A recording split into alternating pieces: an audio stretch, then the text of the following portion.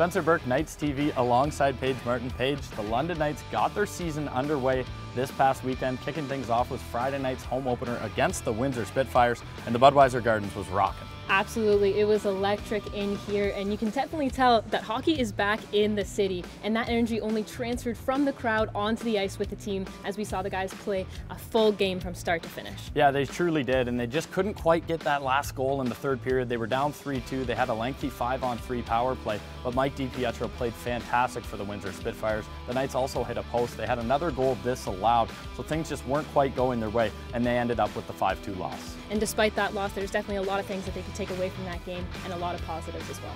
And heading into Saturday night's game in Saginaw with the big 3-2 overtime win, we saw Evan Bouchard score that overtime goal with just 27 seconds into the extra play. And it was also Jordan Coy who we saw have an amazing performance. Yeah, Jordan Coy was remarkable, Paige. He made 39 stops. He was the game's second star. He was 8-2 in relief last year for the Knights in between the pipes, so him and Johnson are definitely a tandem to look out for. And Saturday night, we also saw the return of Cliff Pu, who came back from the Buffalo Sabres camp, and definitely seeing his impact early. He had 2 assists that night. Yeah, Cliff Pu seemed to be moving at a bit different of a speed than some of these other OHL players, Paige. So the confidence from him coming back from a really good Buffalo Sabres camp definitely showed. He had 2 assists, as you mentioned, including the one on the game winner to Bouchard. So I know the London Knights are more than happy to have Cliff Pu back in the lineup. And in Sault Ste. Marie on Sunday, we saw the Knights fall 5-1, but it was Adrian Carbonera who extended his goal streak to 3 games now. Yeah, Carbonera had a really good weekend, Paige. That's a positive sign for the Overagers, scoring a goal in each one of their 3 contests over the weekend. But you said 3 games in 3 days. It was actually more like 3 games in 2.5 days because Sunday's contest in the Soo was an afternoon game. So tired legs, but a lot of positives to take from this weekend for the London Knights.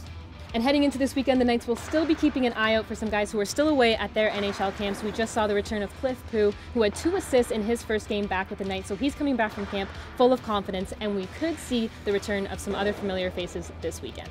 That's right, Paige. First-round draft pick of the St. Louis Blues, Robert Thomas. He's been impressing the St. Louis Blues organization. He has 2 preseason goals, and another guy with 2 preseason goals, Jesper Bratt of the New Jersey Devils. So both of these guys definitely impressing the front offices of their respective clubs.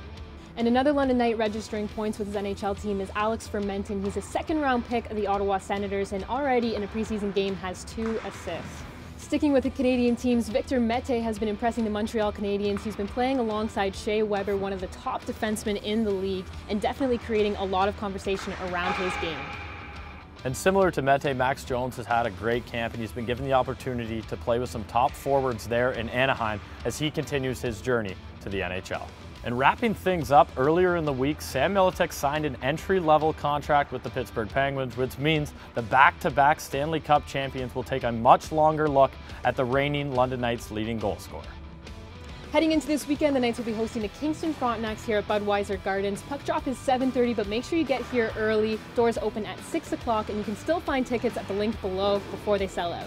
As Paige mentioned, make sure you get here early, Knights fans, as the first group of fans will receive a magnetic schedule to throw up there on the fridge. The Knights will conclude their weekend in Oshawa as they take on the Generals. For Knights TV, I'm Paige Martin. And I'm Spencer Burke.